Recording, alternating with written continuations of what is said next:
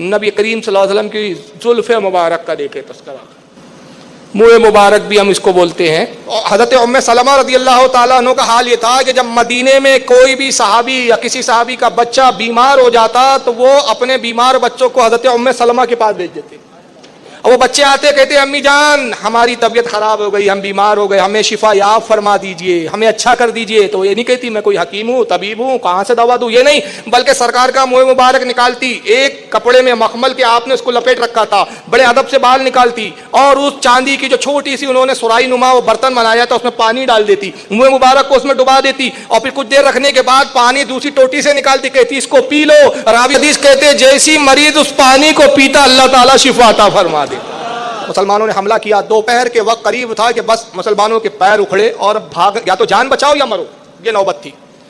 तभी लोगों की निगाहों ने देखा कि एक घोड़सवार बड़ी तेजी से फौज में दाखिल हुआ मुसलमान, चेहरे पे नकाब उड़े हुए था, पूरा जिस्म उसके नकाब में, चेहरा छुपाए हुए, हाथ भी छुपाए हुए, हाथ में तलवारें, और उस नकाब पोश सवार ने आकर हमला कर शुरू किया और काफिरों पे ऐसा टूटा कि जिस तरह वो जाता उसकी तलवार बिजली की तरह कूदती और चमकती थी और जिस काफिर पे गिरती उसकी तलवार जिस्मों को दो हिस्सों में तकसीम कर देती। नतीजा ये हुआ कि वो घोड़सवार नकाब पोश ने जब हमले शुरू किए, फौजों की फौजें उसने उलट दी, पुश्तों की पुश्तें उलट दी और सहाबा उसको देखते थे और आफरीन कहते थे और आपस में कहते थे कि अल्लाह की तरफ से आज गैबी मदद है। शाम तक जो जंग हारने वाले थे फतेह में तब्दील हो गई और चर्चा होने लगा कि अगर आज की जंग हम जीते हैं तो उस नकाबपोश की वजह से जीते हैं।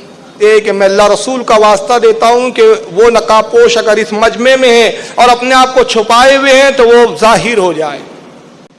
तभी मजमे के पीछे से वो नकाबपोश ने जाहिर हुआ, लोगों ने जगह दी, आहिस्तगी के साथ वो खालिद इब्न वलीद के करीब आता है वो नकाबपोश और कान में कुछ जुमले कहे। खालिद इब्न वलीद ने मुस्कुरा दिया, कहा कि हुजूर मैं घर की सफाई कर रही थी, मुझे वो टोपी नजर आई, आप वो टोपी भूल गए थे जिसमें रसूलुल्लाह का मुंह मुबारक था, तो मुझे याद आया कि ये टोपी जब तक पहुंचेंगे ही नहीं जंग फतेह हो नहीं सकती, तो मैं टोपी लेकर आ रही थी। मैंने देखा कि जंग के हालात ऐसे है कि अगर मैं आपको टोपी देने के लिए तलाश करूं तो खुद भी मारी जाऊंगी और जंग भी हार जाएंगे। तो मुझ में एक कुव्वत बेदार हुई, मुझ में मुजाहिदाना एक सलाहियत का एक इजाफा हुआ और मैंने तलवार लेकर हमला करना शुरू कर दिया। खुदा की कसम मैं तो एक कमजोर औरत हूँ, मेरे बाजू में ताकत नहीं कि मैं इतने बड़े दुश्मनों पर जो है गिरूं और कत्ल करूं। ये जो कुछ आपने कुव्वत और जो कुछ करामत और मोजिजा देखा ये रसूलुल्लाह के मुंह मुबारक की बरकत थी।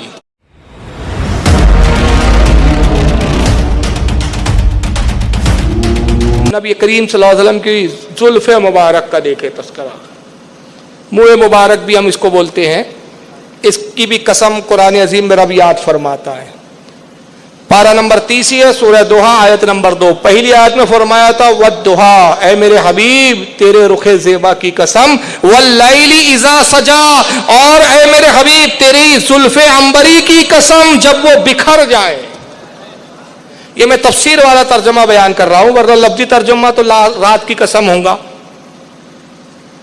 तेरी जुल्फ़े अंबरी की कसम जब वो बिखर जाएं। आला हज़रत जुल्फ़ों का जिक्र करते हैं तो यूं अर्ज करते हैं, चमने तैबा में सुम्बुल जो सवारे गेसू, चमने तैबा में सुम्बुल जो सवारे गेसू, हूर बढ़कर शिकमे नास पे वारे गेसू, भीनी खुशबू से महक जाती है कलिया, वल्लाह कैसे फूलों में बसाए हैं तुम्हारे गेसू, तेल की बूंदे टपकती नहीं बालों से रजा, सुबह आरिस पे लुटाते हैं सितारे गेसू। आला हज़रत की सोच पर अगर गुफ्तगू करे ना तो पूरा बयान उस पर हो जाए, लेकिन मैं चाह रहा हूँ कि ये एक आखिरी शेर आपको समझा दूँ कि जहाँ शायरों के तखय्युलात दम तोड़ते हैं वहां से आला हज़रत के तखय्युल की इब्तिदा होती है। और बल्कि मैं तो कभी मोहब्बत में कहता हूं कि शायर नात लिखते हो या गजल लिखते हो या कुछ भी लिखते हो तो वो सोचते हैं, अल्फाजों का चुनाव करते हैं, लफ्जों को ढूंढते हैं, फिर लिखते हैं, फिर काटते हैं, फिर लिखते हैं, बड़ी देर के बाद एक शेर बनता है। मगर आला हज़रत की बारगाह वो है कि आला हज़रत लफ्जों के चुनाव नहीं करते थे, हुर्फों के चुनाव नहीं करते थे, अल्फाज खुद अदब से बारगाह आलत में खड़े होके कहते थे सरकार हमारा इस्तेमाल कर लीजिए, हमें ले लीजिए। और आला हज़रत में कहता हूँ नात लिखते नहीं थे, खुदा की कसम रसूलुल्लाह लिखवाते थे کہ احمد رضا لکھو، اس طرح لکھو، کہتے تیل کی بوندیں ٹپکتی نہیں بالوں سے رضا، صبح عارض پہ لٹاتے ستارے گیسو۔ سرکار صلی اللہ علیہ وسلم جب تیل مبارک اپنے بالوں میں ڈالا کرتے تھے، حضرت عائشہ فرماتی ہے کہ بہت زیادہ ڈالتے تھے، اتنا تیل ڈالتے تھے کہ اکثر اوقات جب آپ تیل سر میں ڈالتے تو اس کی بوندیں ٹپکنے لگتی، اور بیچ سے آپ مانگ نکالتے تھے، تو یہ بیچ کی جو مانگ ہوتی ہے کیسی دکھتی ہے؟ سفید، اور یہ دونوں طرف کے جو بالوں کے کالے حصے ہیں وہ کیسی ہے؟ گویا رات کی سیاہی۔ تو جب رات چھٹتی ہے تو ستارے دھیرے دھیرے دھندلے نظر آتے ہیں، دیکھا نا آپ نے؟ ابھی رات ہے تو ستارے بڑے روشن دکھ رہے ہیں، اب جیسے جیسے صبح آئیں گی، صبح کی کرنیں نکلیں گی مشرق کی طرف سے، صبح سفیدی ظاہر ہوں گی، باریک سی کرن سفیدی ظاہر ہوں گی تو ستارے پھیکے ہونے لگیں گے۔ تو اعلیٰ حضرت فرماتے ہیں کہ نبی پاک صلی اللہ علیہ وسلم کی جو یہ زلفیں ہیں نا، یہ رات ہے، اور یہ جو بیچ کی مانگ ہے حضور کی سفید رنگ کی، یہ صبح عارض، یہ صبح کا سفیدہ جو نمودار ہو رہا ہے۔ اور یہ جو تیل کی بوندیں ہیں نا، جب سرکار تیل ڈال رہے ہیں تو یہ تیل کی بوندیں نہیں ہیں، در حقیقت یہ اس زلفوں میں چھپے ہوئے ستارے ہیں جو گر رہے ہیں۔ تو یہ گر نہیں رہے ہیں بلکہ اس صبح عارض سرکار کی سفید مانگ پر اپنے آپ کو نثار کر رہے ہیں۔ تیل کی بوندیں ٹپکتی نہیں بالوں سے رضا، صبح عارض پہ لٹاتے ہیں ستارے گیسو۔ سیدنا ابو بکر صدیق رضی اللہ تعالیٰ عنہ فرماتے ہیں، امام قاضی عیاض نے کتاب الشفا میں روایت لائی کہ ایک مرتبہ سرکار نے اپنی زلفوں کو ترشوایا۔ حضرت ابو طلحہ انصاری صحابی ہے، انہوں نے سرکار کی زلفوں کو تراشا اور اپنے ہاتھوں میں بالوں کو سرکار کے منہ مبارک کو جمع کرتے تھے، زمین پر گرنے نہیں دیتے تھے۔ آپ قینچی چلاتے اس سے پہلے کہ وہ گرے اپنے ہاتھوں میں لے لیتے، اور پھر ایک کپڑا بچھایا آپ نے، اس پر اس کو جمع کرتے۔ جب بہت سارے منہ مبارک جمع ہو گئے تو حضور نے فرمایا، اے ابو طلحہ جاؤ اس کو صحابہ میں تقسیم کر دو، اس کو بانٹ دو۔ ابو بکر صدیق کہتے ہیں کہ ایک سرکار کی زلف مبارک کا ایک بال شریف مجھے بھی عطا ہوا، مجھے بھی ملا۔ حضرت ابو بکر صدیق گھر پر لے کر آتے ہیں، اس کو مشک سے معطر کیا اور اپنے گھر کی سب سے بلند جگہ پر جو چھت سے قریب تھی بالکل وہاں رکھ دیا، اور پھر اس کے بعد کچھ عبادت کی اور پھر آپ سو گئے قیام کی نیت سے۔ جب سو رہے تھے تو ایسا محسوس ہوا کچھ دیر کے بعد کہ جیسے کمرے میں بہت سارے لوگ بیٹھے ہوئے ہوں اور ذکر کر رہے ہوں۔ آپ کو بڑی حیرت ہوئی کہ بھئی میرے گھر میں لوگ کہاں سے آ گئے، دروازے کھڑکیاں بند ہیں۔ آپ بیدار ہوئے، چراغ روشن کیا تو کوئی نظر نہیں آیا مگر آوازیں آتی تھی۔ پھر جب آپ نے غور کیا تو معلوم ہوا کہ درود شریف پڑھنے کی آواز آ رہی ہے، آقا پہ جیسے کوئی درود پڑھ رہا ہو، کچھ لوگ ہو جو درود پڑھ رہے ہیں۔ تو آپ سمجھ گئے کہ یہ کوئی اللہ والوں کی جماعت ہے، یہ کوئی غیب سے آئے ہوئے لوگ ہیں، ایسے لوگ ہیں جن کو میری نگاہ نہیں دیکھ پا رہی ہے۔ تو آپ بھی بیٹھ گئے اور ان کے ساتھ درود پڑھنے لگے، یہاں تک کہ فجر کا وقت ہوا، بلال کی اذان کی آواز آئی۔ پھر آپ اٹھے، وہ لوگ بھی آواز دے آنا بند ہو گئی جب اذان کی آواز آئی۔ تو ابو بکر صدیق مسجد نبوی میں حاضر ہوئے، سرکار کی ابتدا میں نماز پڑھی، اور جب نماز ختم ہوئی تو سرکار تشریف لائے، کہا ابو بکر رات کا ماجرا میں سناؤں کہ تم سناؤں گے؟ فداک ابی امی یا رسول اللہ، میرے ماں باپ آپ پہ قربان، سرکار آپ سب سے بہتر جاننے والے۔ کہ ابو بکر جانتے ہو جو کل درود پڑھنے کی، آج رات درود پڑھنے کی جو آواز آ رہی تھی وہ کون تھے؟ وہ فرشتے تھے۔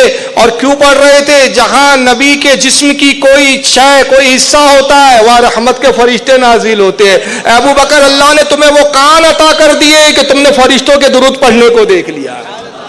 تو سرکار کے منہ مبارک کا، زلفوں کا یہ حال ہے سرکار کا، چاہے داڑھی شریف کا بال ہو، چاہے زلف مبارک کا بال شریف ہو، کہ جہاں وہ ہوتا ہے رحمت کے فرشتے اترتے ہیں۔ تو عام بال کی طرح تو ہے نہیں نا کہ نبی کی طرح ہمارے بال، نبی کی طرح ہمارا جسم، یہ جو ہمارے طرح میں لگے ہو۔ ارے کہاں نبی کے زلفے، کہاں تمہاری منوس بال جو گڈروں اور نالوں میں پھینک دیے جاتے ہیں، اور کہاں وہ کہ جہاں رحمت کے فرشتے آتے ہیں۔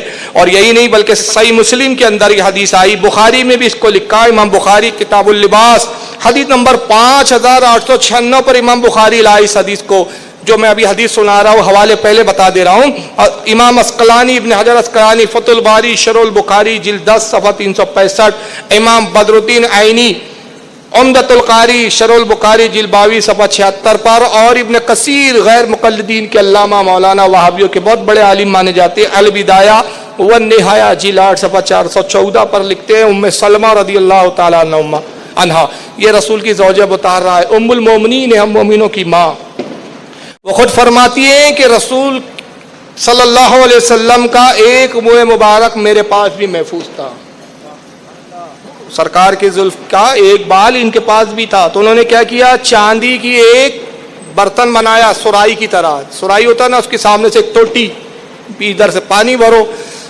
تو حضرت ام سلمہ رضی اللہ تعالیٰ عنہ کا حال یہ تھا کہ جب مدینے میں کوئی بھی صحابی یا کسی صحابی کا بچہ بیمار ہو جاتا تو وہ اپنے بیمار بچوں کو حضرت ام سلمہ کے پاس بھیج دیتے. اور وہ بچے آتے کہتے امی جان ہماری طبیعت خراب ہو گئی، ہم بیمار ہو گئے، ہمیں شفا یاب فرما دیجئے، ہمیں اچھا کر دیجئے. تو یہ نہیں کہتی میں کوئی حکیم ہوں، طبیب ہوں، کہاں سے دوا دوں، یہ نہیں، بلکہ سرکار کا منہ مبارک نکالتی، ایک کپڑے میں مخمل کے آپ نے اس کو لپیٹ رکھا تھا، بڑے ادب سے بال نکالتی اور اس چاندی کی جو چھوٹی سی انہوں نے سرائی نما وہ برتن بنایا تھا اس میں پانی ڈال دیتی، منہ مبارک کو اس میں ڈبا دیتی اور پھر کچھ دیر رکھنے کے بعد پانی دوسری ٹوٹی سے نکالتی، کہتی اس کو پی لو. راوی حدیث کہتے جیسی مریض اس پانی کو پیتا اللہ تعالیٰ شفا عطا فرما دے. اور ایک بڑی پیاری میں حکایت سنا رہا ہوں جناب خالد ابن ولید کے بارے میں، آپ نے سنا ہوگا کہ ٹوپی میں سرکار کا منہ مبارک تھا ان کے، اور جس جنگ میں جاتے فتح پاتے تھے، جس جنگ میں جائے فتح یقینی تھی. فاروق اعظم رضی اللہ تعالیٰ عنہ کا دور خلافت ہے، سرکار فاروق اعظم نے ایک محاذ پر بھیجا ان کو، بڑے بڑے جلیل قدر جرنل صحابہ ان کے ماتحت اس وقت تھے. جنگ شروع ہوئی، مدینے سے کافی دور ایک علاقے میں جنگ ہو رہی تھی، اور جب جنگ شروع ہوئی تو نتیجہ یہ ہوا کہ پہلے دن ہی مسلمان بڑی تعداد میں شہید ہو گئے. دوسرا دن آیا تو پھر مسلمان شہید ہوئے، تیسرا دن آیا تو پھر مسلمانوں کو بڑا شدید نقصان ہوا. حضرت خالد ابن ولید رضی اللہ تعالیٰ عنہ روزانہ رات میں بیٹھتے، محاسبہ ہوتا، میٹنگ ہوتی کہ بھائی شکست کی کیا وجہ ہے، ہم مسلسل دشمن سے مغلوب ہو رہے ہیں، ہار رہے ہیں، کمزور ہو رہے ہیں، کیا بات ہے. روزانہ ترتیب بدلی جاتی، فوج کی جو ہے ترتیب جو ہوتی ہے، فوج کی جو صفیں لگائی جاتی، صفوں میں تبدیلیاں لائی جاتی، لیکن کوئی نتیجہ برآمد نہیں ہوتا. اس طرح گزرتے گزرتے تقریباً ایک ہفتہ گزر گیا. آخر میں خالد ابن ولید نے اپنے دل میں فیصلہ کر لیا کہ لگتا ہے کہ یہ جنگ بالکل اب ہارنے والے، اور آج تک ہوا نہیں کہ جس جنگ کا میں جرنل رہا وہ فوج کبھی ہار گئی ہو، وہ جنگ ہم ہارے ہو، لیکن یہ آج پہلی بار ایسا ہو رہا ہے. آپ نے صحابہ کو رات میں جمع کیا اور فرمایا کہ دیکھو میں اس نتیجے پہ پہنچا ہوں کہ یہ جنگ میری کمانڈ میں نہیں جیتی جا سکتی. یقیناً مجھ میں کہیں نہ کہیں کوئی کمزوری ہے، صفوں کی تربیت میں یا تو کمزوری ہے، یا میں جن لوگوں کو بھیجتا ہوں محاذ پر شاید میرا چناؤ غلط ہے، کچھ تو کمزوری ہے جو میں سمجھ نہیں پا رہا ہوں. اس لیے میری رائے یہ ہے کہ آپ مجھے معزول کریں، میں اپنے آپ کو ہٹاتا ہوں اس عہدے سے، میری جگہ کسی اور کو سپہ سالار بنا لیں. صحابہ نے انکار کر دیا، کہا کہ خالد ابن ولید یہ کام ہم ہرگز نہیں کر سکتے، اس لیے کہ امیر المومنین فاروق اعظم نے آپ کو اس کا سپہ سالار بنایا ہے. تو جب امیر المومنین نے بنایا ہم کیسے آپ کو ہٹا سکتے ہیں؟ ہاں یہ کیا جا سکتا ہے کہ امیر المومنین کی طرف ایک قاصد بھیجے اور جنگ کے حالات بیان کرے، پھر وہ جو فیصلہ فرمائے اس کے مطابق عمل کیا جائے. آپ نے کہا اگر قاصد بھیجیں گے جانے کو اس کو اور 5-6 دن لگ جائیں گے، اور پھر آنے کو 5-6 دن لگ جائیں گے، نتیجہ یہ ہوگا کہ جب تک تو ہم پوری فوج ہی ختم ہو چکی ہوں گی. تو میری رائے یہی ہے کہ آپ مجھے معزول کر دیں، میری جگہ کسی اور کو جنرل بنا دیں. کافی بحث مباحثہ ہوتا رہا، لیکن آخر صحابہ نے کہا کہ اگر ہم جنگ ہارتے ہیں تو منظور ہے، ہم شہادت کو گوارا کرنے کے لیے تیار ہے، لیکن اے خالد آپ کو ہم نہیں ہٹا سکتے. چنانچہ ہوا یہ کہ کوئی صحابی ان کو ہٹانے کے لیے تیار نہیں ہوا. بہرحال صبح ہوئی، جنگ شروع ہوئی، اور جب جنگ شروع ہوئی مسلمانوں نے حملہ کیا. دوپہر کے وقت قریب تھا کہ بس مسلمانوں کے پیر اکھڑے اور بھاگ، یا تو جان بچاؤ یا مرو، یہ نوبت تھی. تبھی لوگوں کی نگاہوں نے دیکھا کہ ایک گھوڑ سوار بڑی تیزی سے فوج میں داخل ہوا. مسلمان چہرے پہ نقاب اڑے ہوئے تھا، پورا جسم اس کے نقاب میں، چہرہ چھپائے ہوئے، ہاتھ بھی چھپائے ہوئے، ہاتھ میں تلوار ہے، اور اس نقاب پوش سوار نے آ کر حملہ کر شروع کیا. اور کافروں پہ ایسا ٹوٹا کہ جس طرح وہ جاتا اس کی تلوار بجلی کی طرح کونتی اور چمکتی تھی، اور جس کافر پہ گرتی اس کی تلوار جسموں کو 2 حصوں میں تقسیم کر دیتی. نتیجہ یہ ہوا کہ وہ گھوڑ سوار نقاب پوش نے جب حملے شروع کیے फौजों की फौजें उसने उलट दी, पुश्तों की पुश्तें उलट दी, और सहाबा उसको देखते थे और आफरीन कहते थे और आपस में कहते थे कि अल्लाह की तरफ से आज गैबी मदद है, या तो ये फरिश्ता है जो हमारी मदद के लिए आया है, और चूंकि इसका हुस्न इतना ज्यादा है फरिश्ते का कि हम इसके हुस्न की ताब नहीं ला सकते, इसलिए इसने नकाब ओढ़ा हुआ है। बास कहते नहीं ये कोई जिन्नात है, शायद इसकी शक्ल बड़ी हैबतनाक है, इसलिए इसने अपनी शक्ल को छुपा रखा है कि कहीं हम डर ना जाए। बहरहाल जो भी है ये अल्लाह की तरफ से एक गैबी ताईद है। बस वो लड़ता रहा यहां तक कि शाम तक जो जंग हारने वाले थे फतेह में तब्दील हो गई, और चर्चा होने लगा कि अगर आज की जंग हम जीते हैं तो उस नकाबपोश की वजह से जीते हैं।